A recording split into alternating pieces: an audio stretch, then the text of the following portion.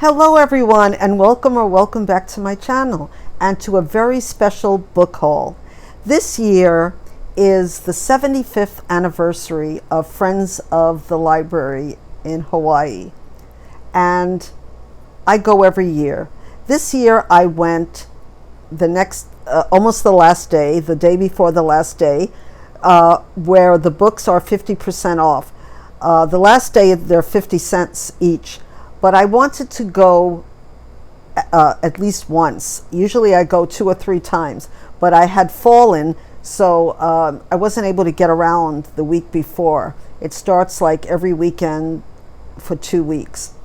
And I didn't think I would find anything, but I was very fortunate because I love this library sale. It takes place in one of the biggest high schools in Hawaii, in Oahu, and my eldest daughter, who's going to be 56 years old next month, graduated from that high school, and they have books of every type there.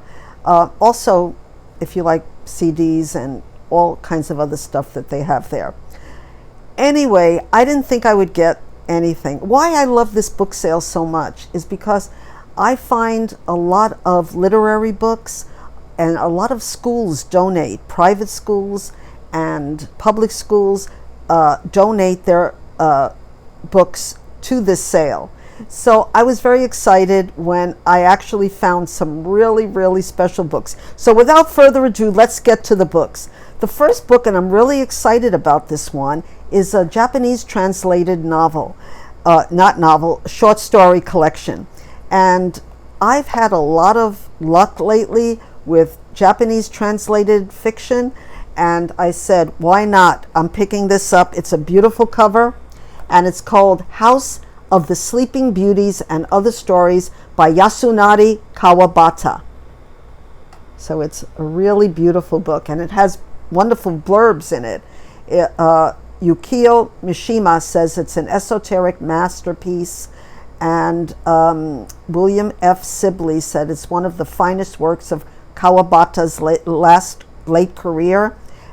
Irish Press said it's extraordinarily gripping, but you know, these are blurbs. And so who was Yasunari Kawabata? I think I forgot to tell you, it was translated by Edward Seidensticker, and it was in the English translation is 89, and Japanese is 1980. And he was born, Yasunari Kawabata, in 1899. He described himself as a child without home or family and became, in the novelist Mishima's words, a perpetual traveler. In 1917, he left his native Osaka to enter a school in Tokyo, and in 1927, 3 years after graduating from Tokyo Imperial University, he published a short novel, The Izu Dancer. And probably his best known work, Snow Country, was completed in 1947 and has come to typify the sense of loneliness and chilly lyricism associated with the world of Kawabata. So I definitely am going to read some of his other works. He's the Nobel Laureate of Japan. He was the Nobel Laureate. And I picked a little section to read to you. The first of these short stories is The House of the Sleeping Beauties, the title.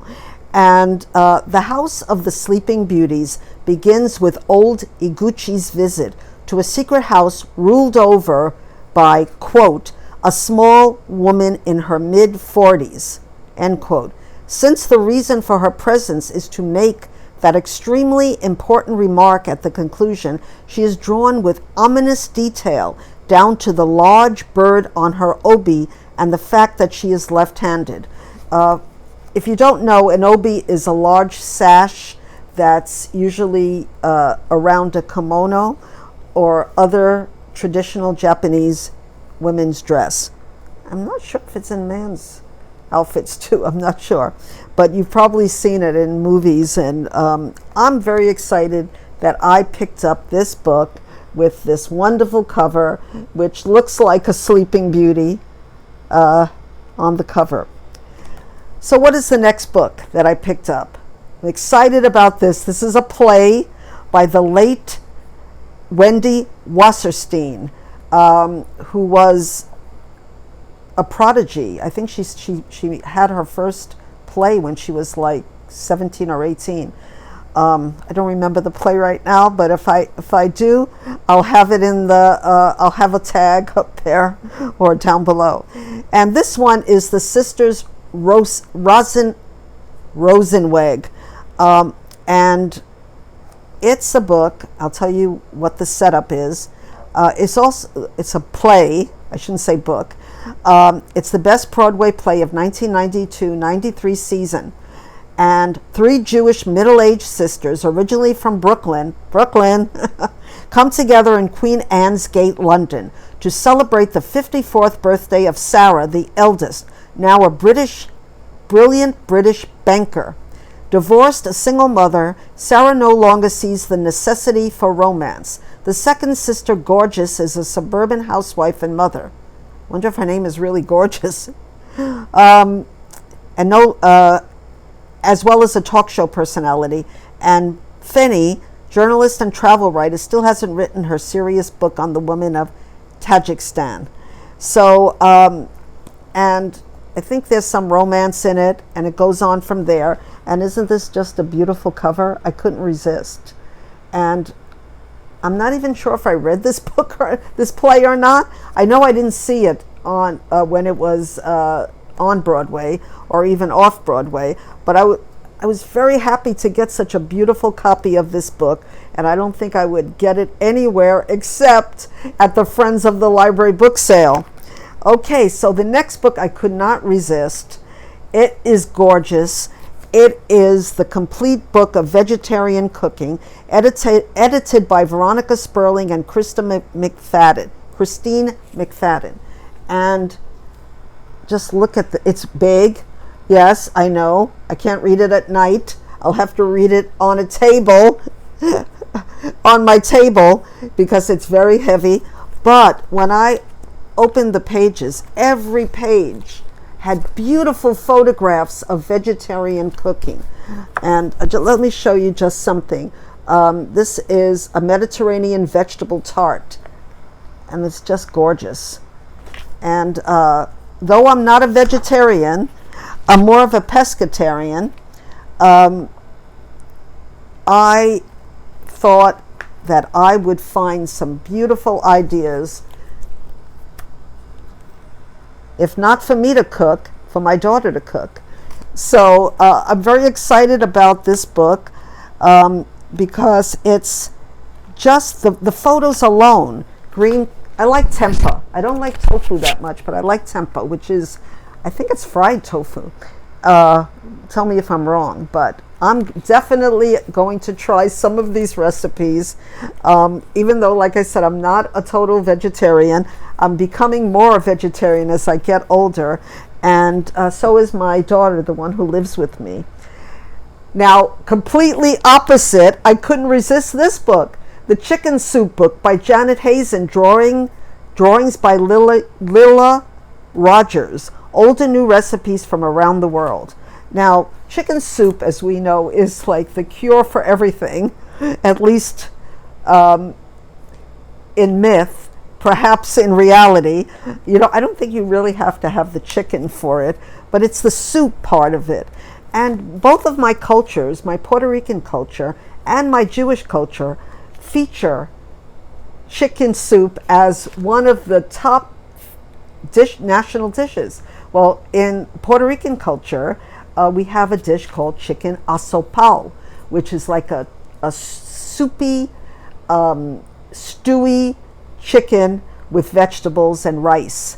So the rice is stewed down and little chicken pieces, and it's just very flavorful. And of course, in Jewish culture, you know, matzo ball soup, chicken soup. In fact, there's books, Chicken Soup for the Soul, so it's really part of Jewish culture too.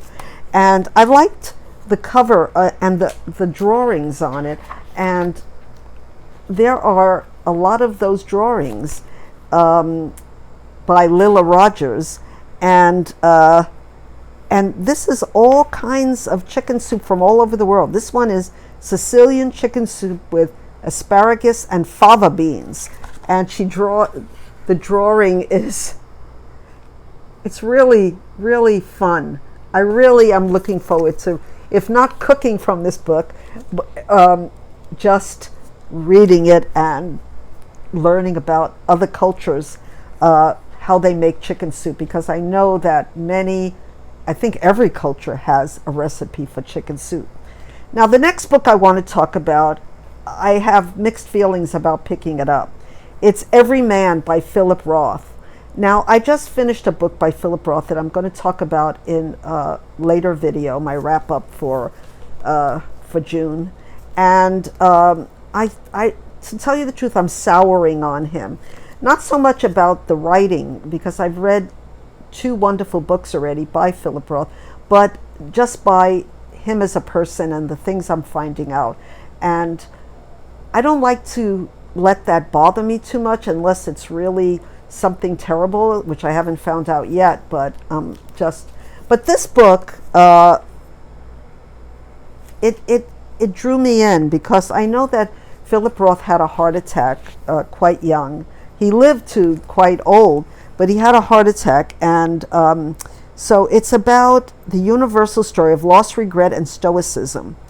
And the fate of Roth's Everyman is traced from his first shocking confrontation with death on the idyllic beaches of his childhood summers, through the family trials and professional achievements of his vigorous adulthood and into his old age, when he is rendered by observing the deterioration of his contemporaries and stalked by his own physical woes.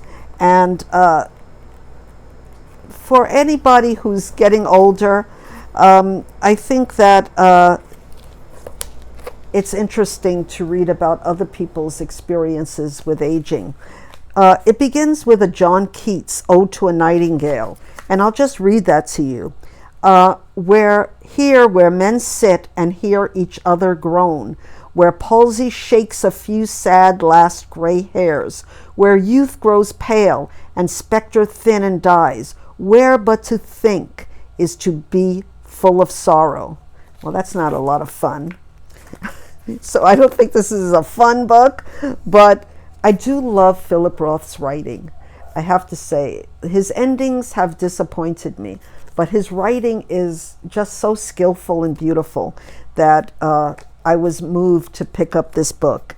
And I don't know if I'm going to continue. I know he won the Pulitzer Prize for American Pastoral. So I haven't read that book, but if you've read it, let me know if it's worthwhile in the comments, or if you've read this book or anything by Philip Roth, let me know.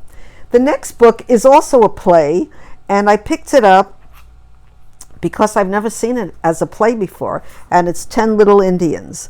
And I know that some of Agatha Christie's books were made into plays. I don't know if they were plays before. I'm not positive of it.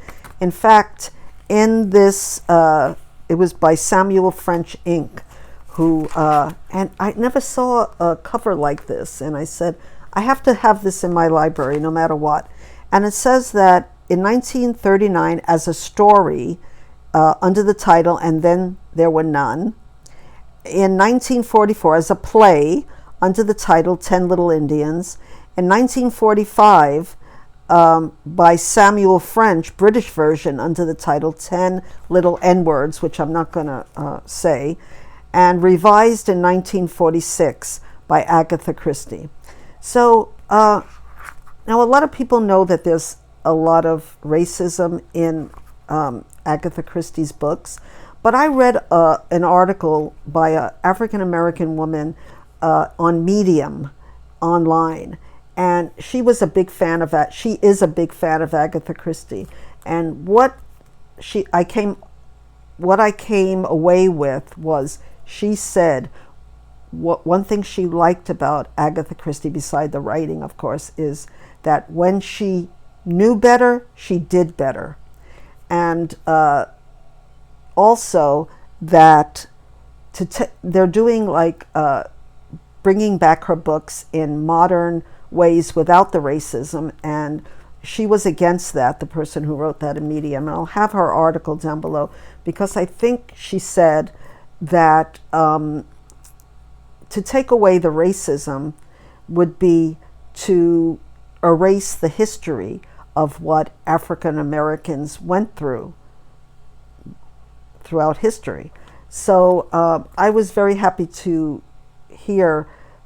learn from a person who's African American why they loved Agatha Christie. And we know that Agatha Christie books in general are, I think, the second, after the Bible, the second most read book. And I have a copy of Then There Were None. It's a masterpiece, and I never read it in play form before, so I'm excited about reading this play. And my last book is also a play, and it's by Shakespeare, but it's not your ordinary book of Shakespeare. It's the No Fear Shakespeare by Henry V. And I of course, this came from a school, and it came from the same school where they held the library sale. So it's in plain English. So basically, it has half the book, or the whole book is in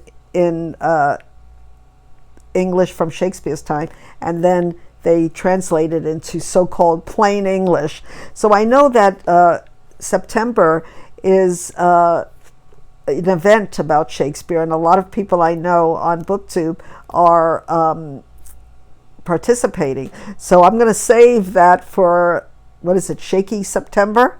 But this is Henry V, and I've never read it. I read King Lear, and I was very fortunate enough when I was a teenager to see the play in Stratford, Connecticut at the Stratford Theater. And I loved it. I became hooked. And I can't believe that, of course, I've read Romeo and Juliet and a few other books when I was in plays when I was in high school. And I really enjoyed the history plays and the tragedies more than I do the comedies, but that's just me. So have you read Henry V? Let me know in the comments. And do you think that we should have Shakespeare side by side in plain English?